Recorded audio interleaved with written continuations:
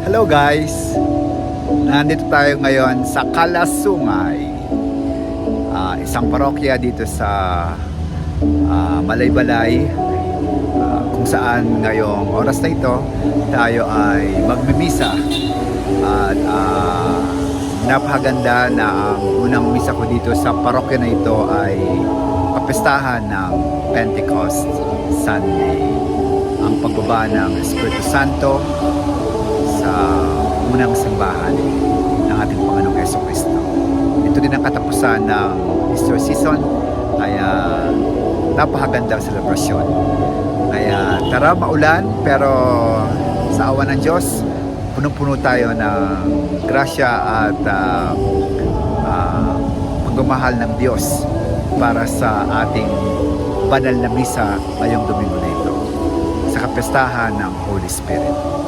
So habang siguro tayo ay pupunta sa parokya, tayo ngayon ay mag-share about the Holy Spirit.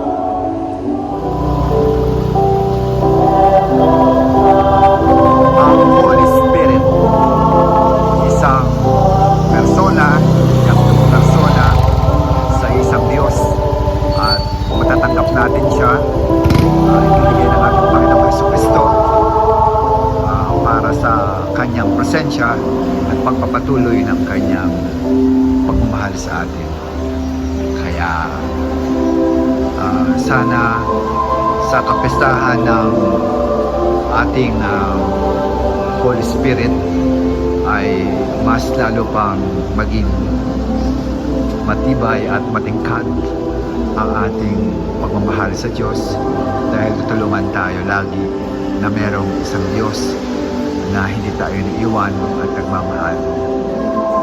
At anumang estado ng ating buhay, tayo man ay nasa iba-ibang sitwasyon, tayo man ay lumok sa problema, o tayo man ay may mga matinding pinagdadaanan, ang mahalaga ay maramdaman lagi natin ang presensya ng Diyos, lalong-lalo na ang kanyang dakilang pagmamahal sa atin, ang Holy Spirit.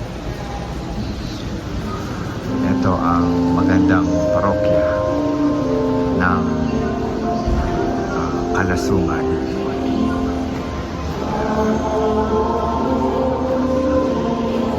Napakalaki ng electric fan. Makita dito ang maikling kasaysayan ng Diocese of Malaybalay, brief history of the diocese.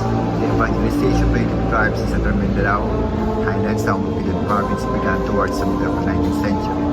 In the 1870s, Percoleto Fray Mateo Bernard established chapel in Sumilao, which indicated the origin of the pillar. He made visits to further inland in Pasupong, Kalasungay, Malaybalay, Bukaon, and Linao. The 1870s accordance and earlier royal decree entrusted all of Mindanao missions Jesuits, more and more of the Bukidnon as became Christians. In the 1930s, a mission station was established at Malaybalay. Malaybalay had become a mission camp. Yearning for the spirit of unity and holiness.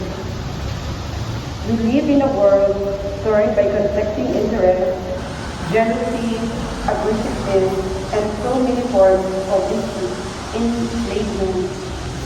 All this are the consequence of sin, from the first to the latest sin that has darkened the horizon of mankind. Left to ourselves, we would have been unable to overcome such destructive forces. That is why God sent the Holy Spirit as a divine living power that can undo the prejudice of division, mistrust, and hatred brought about by human sentiments. Today, we commemorate the giving of the Holy Spirit by the rising Christ to the apostles on Easter Day and the solemnization of Easter on Christmas Day. As they were gathered in the afternoon, let us open our hearts again to that faith, to we share in the wonderful experience. May the Holy Spirit hold things together and hold us into a community characterized by mutual solidarity, and brotherly sisterhood with the God's land.